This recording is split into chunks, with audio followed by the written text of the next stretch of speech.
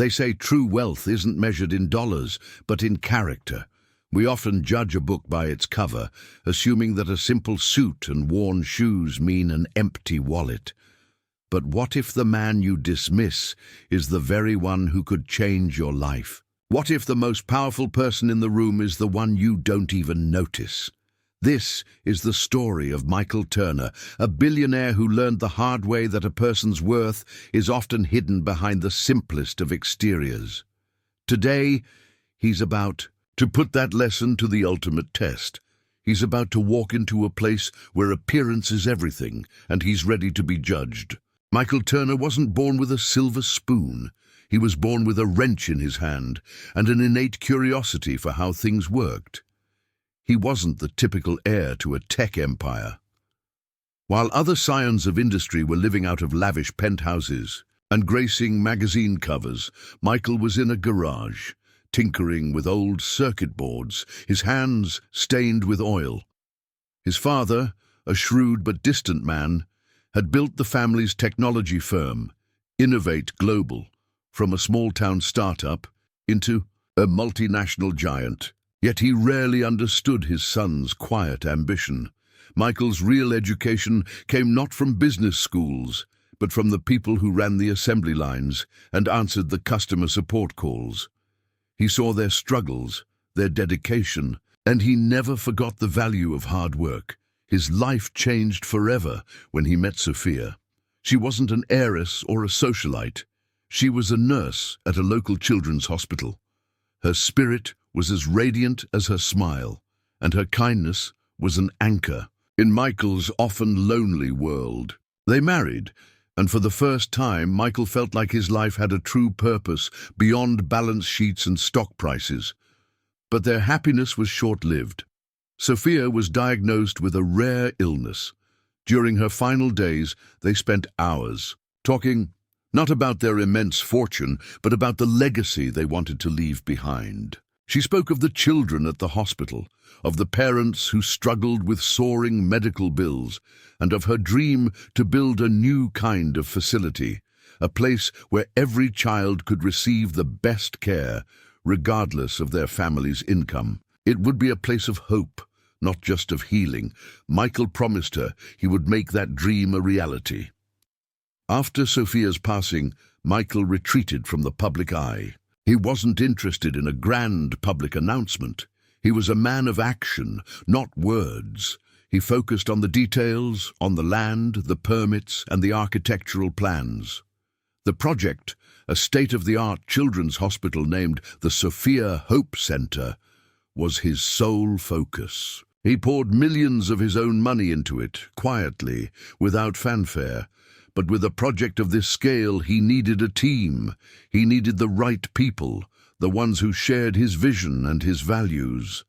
He had to find them in the real world, beyond the walls of his executive suite. This search for genuine character led him to a peculiar place, a high-end luxury car dealership. He wasn't there for a car. He was there to observe, to see how people, especially those in a position of power and influence, treated those they deemed unimportant. He'd seen how the world worked from his gilded cage, but he wanted a raw, unfiltered view. He wanted to see if the values he and Sophia cherished still existed. So he put on an old, slightly faded jacket, a pair of worn-out jeans, and walked away from his life of luxury and into a world where money wasn't visible, where it was hidden. He was about to put their mission to the ultimate test. He needed people who could see beyond the surface, who had the kindness and integrity to treat a man in simple clothes with the same respect they would show a billionaire. And so, his journey began. The world of luxury and opulence is often a fragile one, built on appearances and first impressions. But what happens when that fragile facade is challenged? When the person you dismiss as insignificant holds the key to your future? Stay tuned, because Michael's journey is just beginning. Like this video, if you believe true character is more valuable than any amount of money, subscribe to our channel and hit the bell for more inspiring stories. The past was more than just A memory for Michael, it was a driving force. His promise to Sophia wasn't a passing thought. It was a sacred vow etched into his soul. As he approached the gleaming glass doors of the dealership, his mind drifted back to the small, sterile room where they had spent her final days. The air had been thick with the scent of antiseptic and fading hope, but even then, Sophia's eyes had shone with a brilliant, unwavering light. They hadn't talked about her diagnosis or the inevitable end. Instead, their conversations were about the future she wouldn't get to see, a future of health and possibility for others. He remembered her voice, soft yet firm, as she described the hospital she envisioned. "It won't just be a building, Michael," she'd said, her hand gently tracing the outline of his. "It will be a sanctuary, a place where a child's laughter can be heard in the halls, where parents feel relief, not despair. We have the means to do this. We can build it not for a profit, but for people." He had held her hand, his throat tight with emotion, and promised her that this dream would live on. The hospital would be their legacy, a testament to a love story. Cut short, but a mission that would last forever. For the past year, every waking moment had been dedicated to this project. He had assembled a team of world-class architects, pediatricians, and project managers.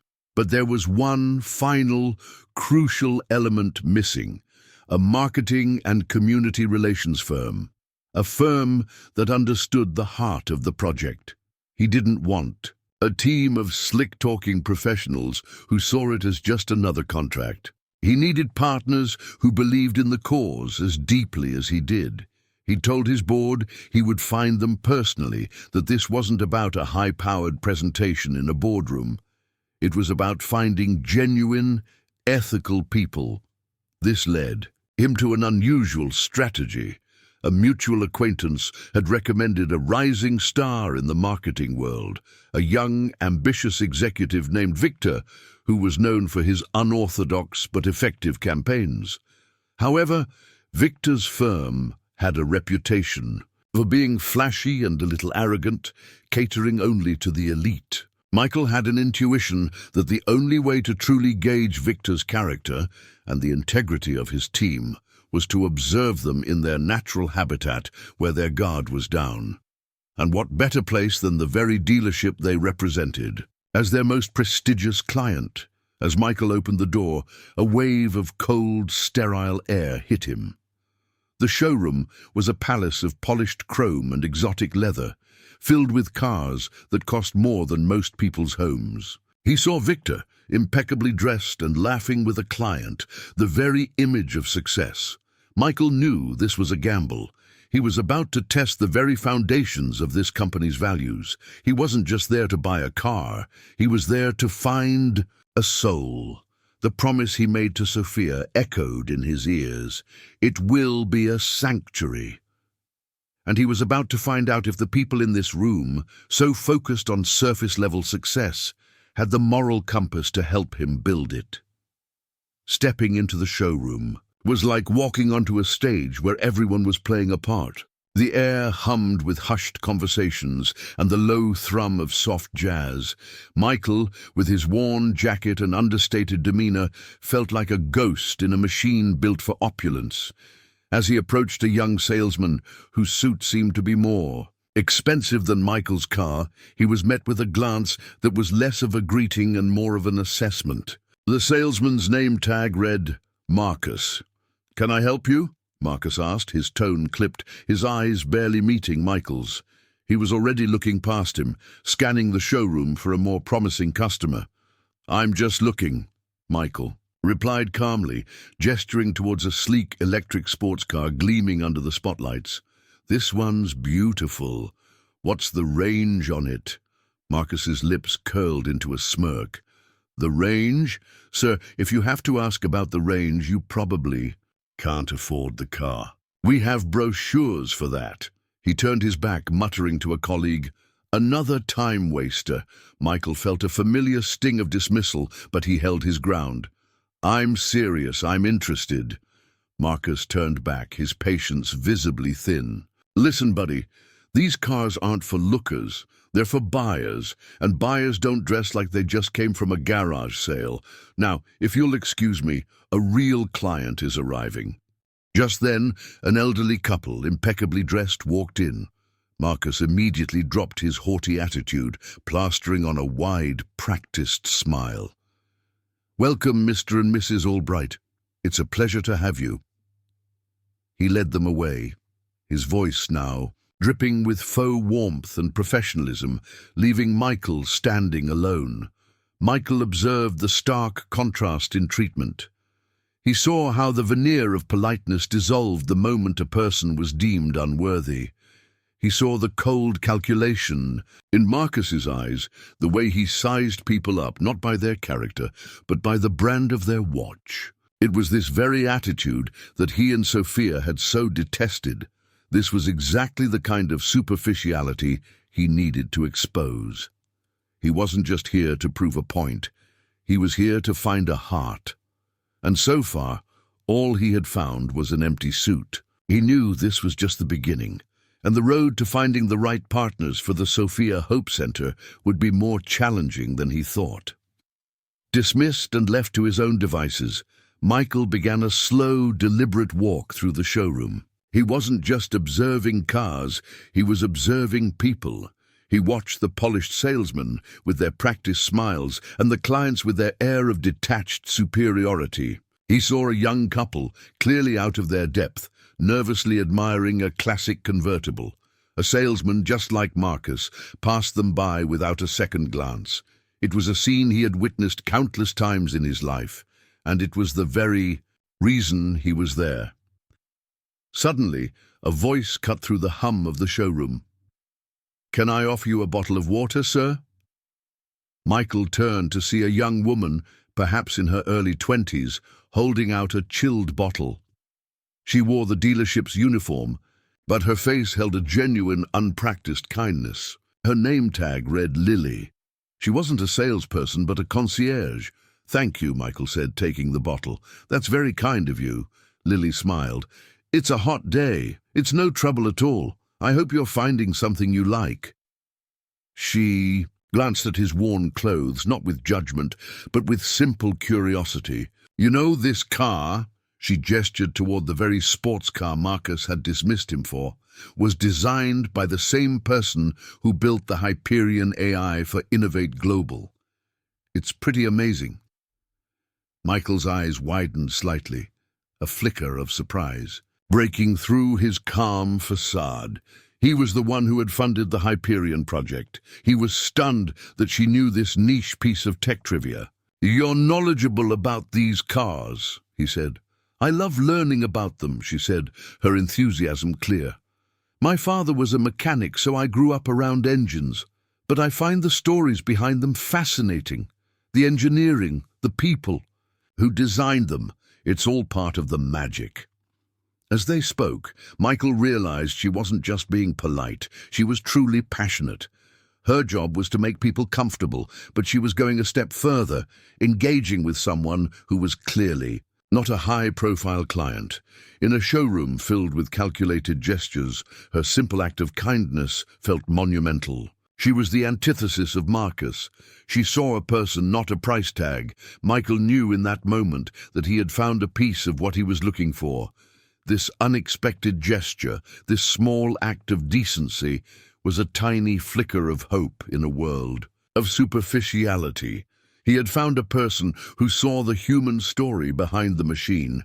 Michael's quiet conversation with Lily was abruptly interrupted by a loud, dismissive laugh. It was Marcus, the arrogant salesman from earlier. He was now flanked by another salesman, equally polished and smug.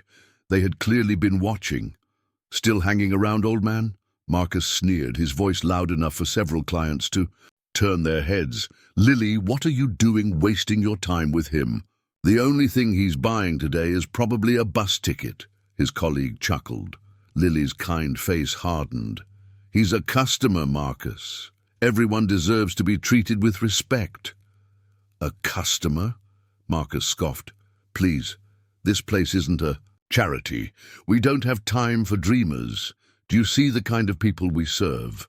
He gestured around the showroom with a flourish, as if to prove a point. "We move millions in a single afternoon. You think a guy in a faded jacket is going to add to that?" Michael stepped forward calmly, his eyes fixed on Marcus. "Let's make a small wager then," he said, his voice low and steady, which only seemed to amuse the salesman more. "How about a little bet? I'll buy one of these cars, any one of them. If I can prove I have the means to pay, you will publicly apologize to Lily. If not, I'll leave quietly and never bother you again." Marcus and his colleague burst into laughter. "A bet? On what? Your pension?" Marcus laughed so hard he had to wipe a tear from his eye. "You think you can just buy a car? These aren't just cars, old man. They're status symbols. What, you have a lottery ticket in your pocket?" "No lottery ticket," Michael said, the slightest hint of a smile on his lips. He then pulled a crumpled business card from his pocket. It wasn't his CEO card, but a generic one from his private investment firm. He placed it on a nearby desk. "Make the call, a 5-minute call, and then you'll know. It's a very simple bet." The confidence in Michael's voice, though subtle, was enough to make Marcus pause. The sheer audacity of the offer was intriguing. The whole showroom was now watching the scene unfold, a mix of amusement and curiosity on their faces. Marcus, confident he would win, grabbed the card and marched off towards the manager's office, a sneer still plastered on his face. He was about to make the biggest mistake of his life, all for the sake of a laugh. He had no idea he was playing a game of chess against a grandmaster. The tension in the showroom was now palpable. The usual low buzz of conversation had been replaced by a quiet, expectant hush. Every eye was on Marcus, who had just entered the manager's office, clutching Michael's crumpled card as if it were a winning lottery ticket. He was confident he was about to prove Michael was a fraud, a time waster, but he had no idea he was walking into a trap of his own making. Inside the glass-walled office, the dealership's manager, a stern-faced man named Mr. Thompson, looked up from his desk. "What is it, Marcus? Can't you see I'm busy?"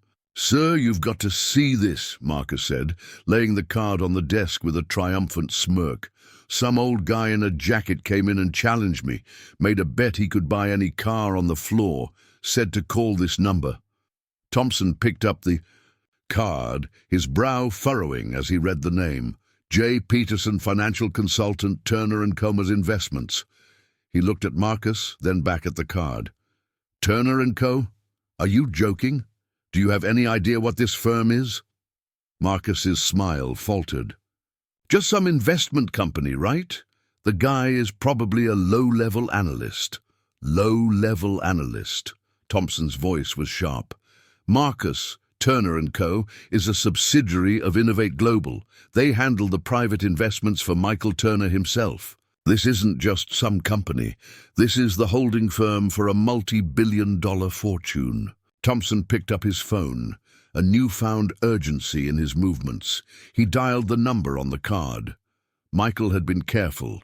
He had given them a direct line to his head of security, disguised as a consultant. As Thompson spoke into the phone, his face drained of color. He listened for a moment, his eyes wide with disbelief. "Yes, I understand. Of course. My deepest apologies, sir. We will handle this immediately." He hung up and looked at Marcus, his expression a mix of shock and fury. That wasn't J. Peterson. That was Mr. Turner's chief of security. He just confirmed that Mr. Turner is indeed on site. He told me to handle the situation with the utmost professionalism. Meanwhile, on the showroom floor, Michael was standing with Lily. He could see Thompson's frantic movements through the glass. He saw the manager point at him and then at Marcus, an expression of sheer terror on his face. Lily, noticing the commotion, whispered, "What's going on?" Michael simply smiled. "It seems my friend Marcus just made a very important phone call." The office door swung open and Thompson emerged, his suit jacket now visibly wrinkled with stress. He marched straight towards them, his eyes fixed on Michael. "Sir," he said, his voice now a tremor of respect and fear. "Mr. Turner, I'm so sorry for this misunderstanding. There must have been a mistake. Marcus was just having a bad day." He shot Marcus a venomous look. Marcus stood there, mouth agape, his entire body frozen in shock. The other salesmen were whispering, their laughter now replaced by stunned silence. The old man they had all dismissed was, in fact, the owner of a company that could buy and sell this entire dealership. It wasn't the full revelation of his identity, but it was enough. The tide had turned. Michael had won the first round of his bet, and the balance of power had shifted completely. But this was only a partial victory. The true test of their character and the ultimate prize of the Sophia Hope Center was still at stake. Mr. Thompson, the manager, was a man whose career was built on sniffing out opportunity and avoiding disaster. And at this moment, disaster was staring him in the face. He knew that the investment firm on the business card was no small-time operation. Losing a potential client of this magnitude, especially due to the arrogance of his salesman, could be a career-ending mistake. His panic morphed into a desperate, calculated effort to salvage the situation. He turned to Michael, a practiced smile plastered over his features, his voice now slick with false deference. "Mr. Turner, please," Thompson began, gesturing to a private lounge. "Let's move this conversation to a more comfortable place. We have a misunderstanding to clear up, and an immense opportunity to discuss. Perhaps you would be interested in a test drive of our latest model, a brand new release just for our top-tier clientele." Michael's expression remained unchanged, his gaze unwavering. He knew what Thompson was doing, attempting to shift the power dynamic back in his favor, to buy him off with the very thing he wasn't there for. "I'm not here for a car, Mr. Thompson," Michael said, his voice quiet but firm. "I'm here for something else entirely, and it seems your staff is failing the test I came here to perform." Thompson's forced smile tightened at the edges. "The test? I assure you, we're not." He trailed off, seeing the subtle shake of Michael's head. Desperate, he turned to Marcus. "Marcus, you are a disgrace to this establishment. I am placing you on immediate leave. Your behavior is unacceptable." He then looked at Lily. "Lily, as a gesture of goodwill, and to show you the true values of this company, I am promoting you to a junior sales position, effective immediately, with a generous bonus." Michael's eyes narrowed. This wasn't a genuine act of contrition. It was a calculated performance. Thompson wasn't punishing Marcus for his arrogance, he was punishing him for making him look bad. And he wasn't rewarding Lily for her kindness. He was using her to try and impress Michael, to feign a sense of morality. This was precisely the kind of empty, superficial gesture he had come to expose. Michael knew that Lily, though kind-hearted, would be swallowed whole by this shark-infested business environment. Just as the scene seemed to be calming down, a new figure stepped forward. It was the wealthy, influential client mentioned earlier, a man named Richard Sterling, known for his high-profile tech investments. He had been a silent observer of the entire exchange. He walked towards Michael, a puzzled look on his face. "Wait a minute," Sterling said, his voice laced with a strange mixture of disbelief and recognition. "I know you. You're Michael Turner from Innovate Global. I saw you at the Global Tech Summit last year. You gave a speech about ethical business practices." The entire showroom went silent. Sterling's voice, full of genuine recognition, was not something that could be dismissed as a misunderstanding. This was the moment Michael's partial victory turned into a full-blown crisis. Mr. Thompson's face went white. The very man he had tried to bribe and impress had just been revealed as a figure far beyond his control. Michael had been trying to stay anonymous, to see how people would act without the weight of his name. But now, that card had been played. His simple test was now a public spectacle, and the stakes were higher than ever, the sudden, undeniable. Recognition from Richard Sterling had shattered the fragile illusion Michael had carefully crafted. The showroom, once a stage for Thompson's desperate performance, was now an arena. All eyes were fixed on the unassuming man in the faded jacket, who was now understood to be one of the most powerful people in the country. The silence was deafening, broken only by a few nervous coughs and the distant hum of the showroom's air conditioning. Richard Sterling, a man who commanded respect in any room, approached Michael with a genuine look of awe and a small, embarrassed smile. "Mr. Turner, I apologize. I had no idea. It's an honor to see you again. I followed your speech at the summit closely. You spoke so eloquently about the importance of integrity in business." Thompson's face, which had been pale with panic, now looked as though he had seen a ghost. His carefully constructed web of lies and false apologies was unraveling before his eyes. He stammered, his voice a pathetic croak. "Mr. Turner, sir, I assure you we have the highest standards here. What you saw was a minor training issue." Michael turned his full attention to Thompson, his calm demeanor now carrying a quiet but immense weight. "A training issue, Mr. Thompson? Is it a training issue to humiliate a person based on their appearance? Is it a training issue to reward a young woman not for her character, but as a public display to save face?" He then looked at Marcus, who stood frozen in place, a deer caught in the headlights. "And is it a training issue to dismiss a client with such blatant disrespect?"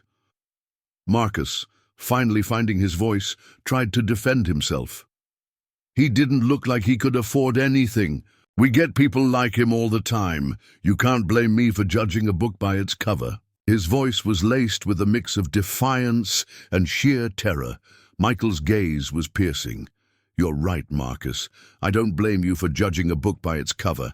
I blame you for not reading the first page, for not having the decency to look, for the person inside, for not having the humility to realize you might be wrong.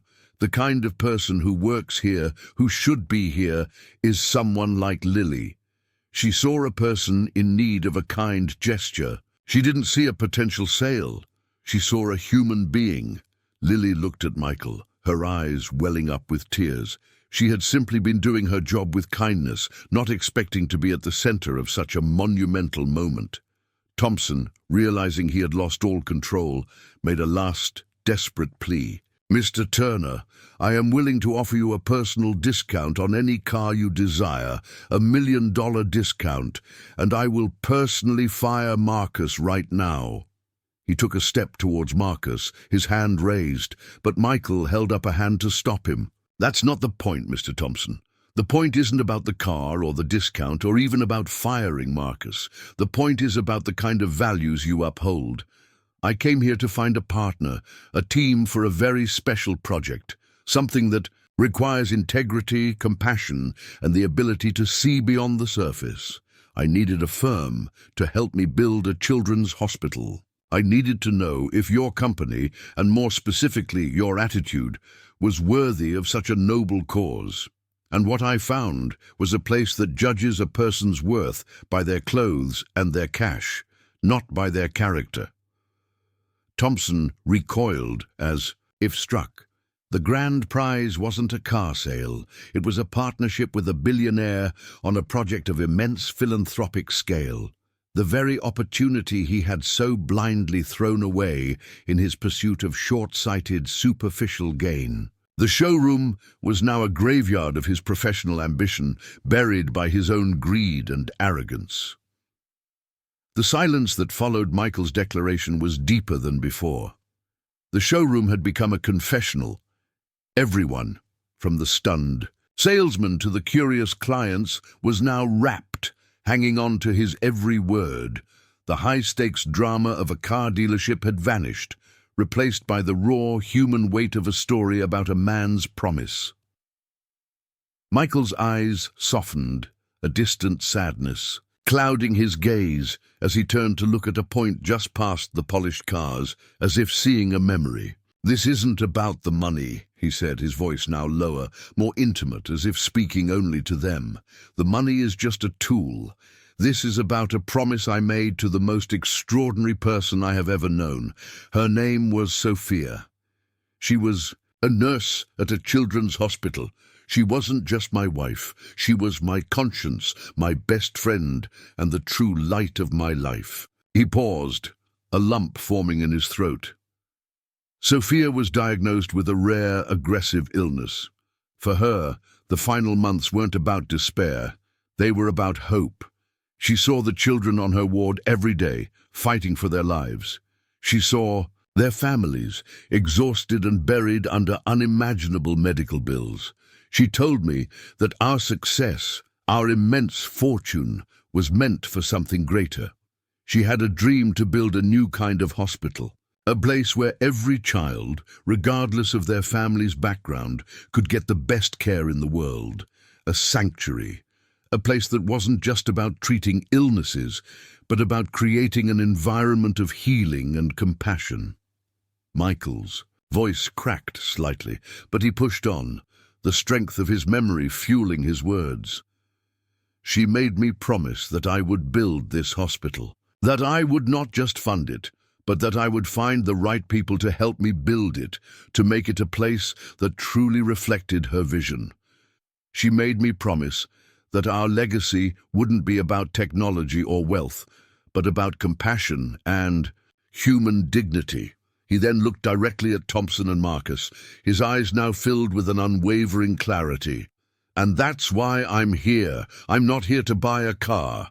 I'm here to find a marketing and community relations firm to partner with us on this monumental project.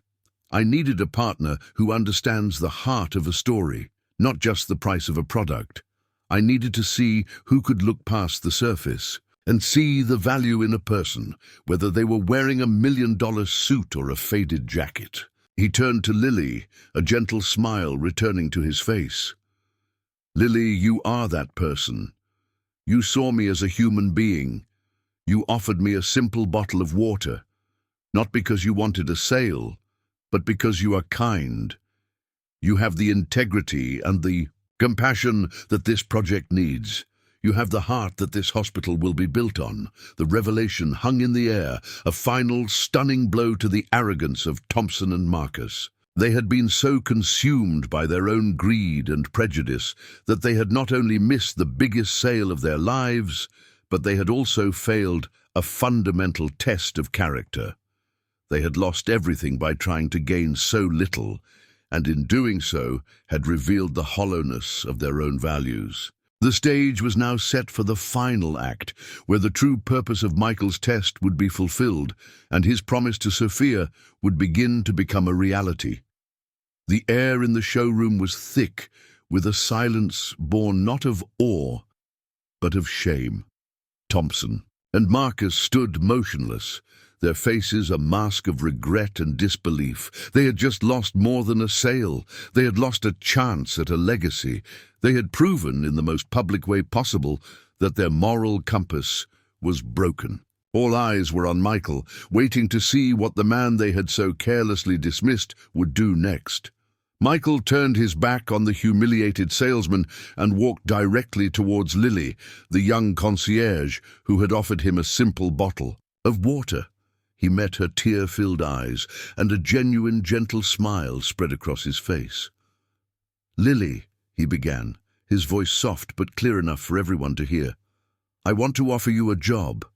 It's not a junior sales position here, or any position.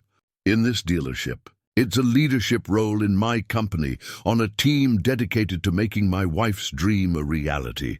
I want you to head the community relations for the Sophia Hope Center.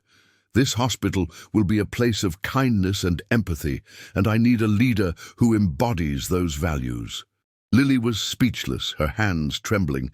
"Mr. Turner, I don't have experience in that kind of work. I'm just a concierge."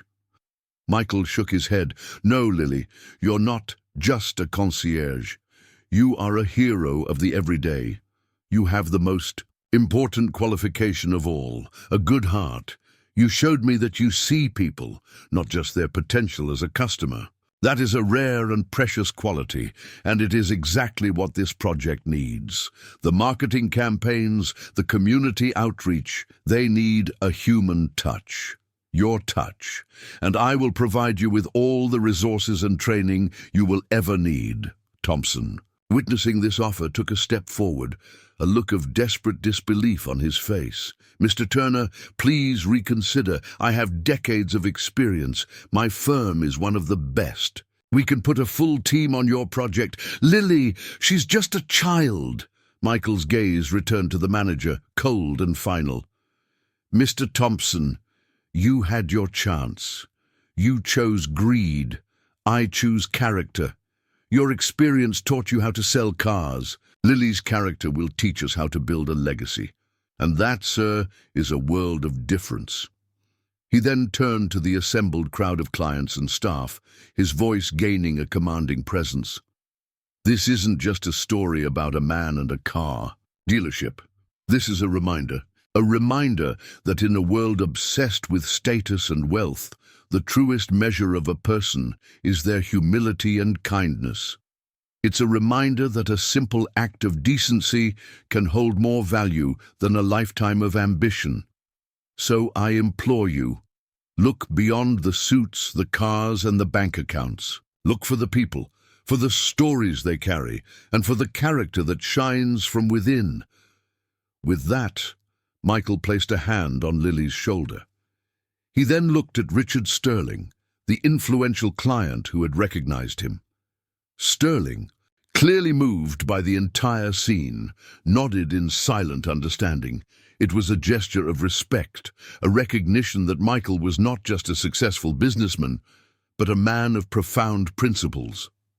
Michael and Lily then walked slowly towards the exit, leaving behind a showroom that had been transformed from a cathedral of commerce into a stage for a timeless lesson in humanity. The door closed behind them, leaving the stunned and humbled faces of Marcus and Thompson in the silent, empty showroom. Outside the dealership, the world seemed to carry on as if nothing had happened. Cars whizzed by, people hurried along the sidewalks, but for Michael and Lily, the moment was monumental. As they stood there, basking in the glow of a job well done, Michael placed a hand on Lily's shoulder. What you did in there, Lily, was more than just a kind act. It was a testament to the idea that a person's worth is not defined by their possessions, but by their actions. Lily, still overwhelmed, looked at him with profound respect. I just thought it was the right thing to do. My father always told me that every person has a story, and you never know when you'll be a part of it. He was a wise man, Michael said with a soft smile, thinking of his own father and the lessons he'd learned about hard work. That's exactly what this project is about. It's about a story. The story of children getting a second chance, of families finding hope where they thought there was none. It's not about a company name on a building, it's about a legacy of compassion. Meanwhile, back in the showroom, a different scene was unfolding. Thompson, his face a grim mask of defeat, stood in his office, looking at his shattered career. He had just received a call from Richard Sterling, informing him that the influential client was taking his business elsewhere. Sterling also mentioned he was now looking into what other companies, like Michael's, could do to help him find better partners for his own philanthropic endeavors. Marcus, the once arrogant salesman, was silently packing his personal belongings, his dreams of a big commission now replaced by the stark reality of unemployment. The expensive cars around him no longer looked like symbols of success.